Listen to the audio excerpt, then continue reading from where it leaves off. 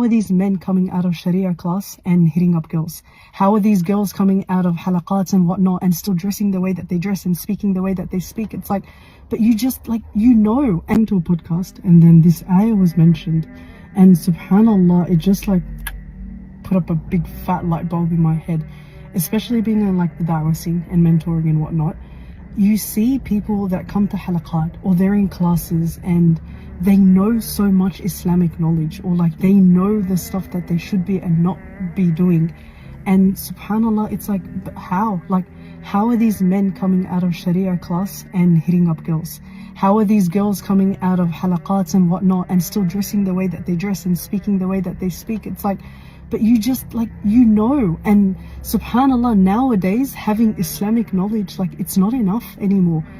It's, you would think that, okay, you learn this, you stop doing this. Or even if it's not in a bad way, like you learn something good. Like for example, in one of my classes, we spent 2-3 hours talking about the benefits and importance of night prayer. And ask me how many nights I pray. Like, you know what I mean? Like, Laz, you know how important this is. You know the rewards of it. Why aren't you following through with it?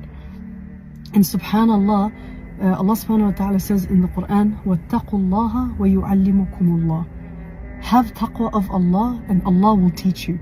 Allah will give you that ilm. And subhanallah, it just clicked. And I think I read somewhere, I can't remember who said it, but ilm, knowledge, is a gift from Allah subhanahu wa ta'ala, and taqwa is the key that opens it. Having Islamic knowledge isn't enough anymore. Like whatever you know, it's activated through you having taqwa of Allah subhanahu wa ta'ala, being conscious of Allah, fearing Allah, loving Allah, knowing that He's watching you in everything.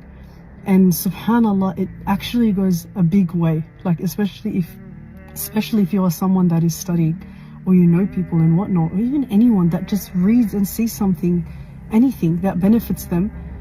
It's like, don't just make your knowledge be at face value.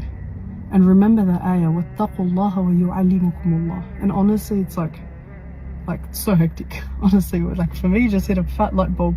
And it's really important to remember that knowledge isn't enough. Like the knowledge that you learn or the knowledge that you read about, if you don't have taqwa and it's not embodied, then that knowledge is going to be against you. Because come the day of judgment, you can't say I didn't know. You knew and you still acted against it. Come on. So remember that taqwa is key in activating and embodying the knowledge that you learn.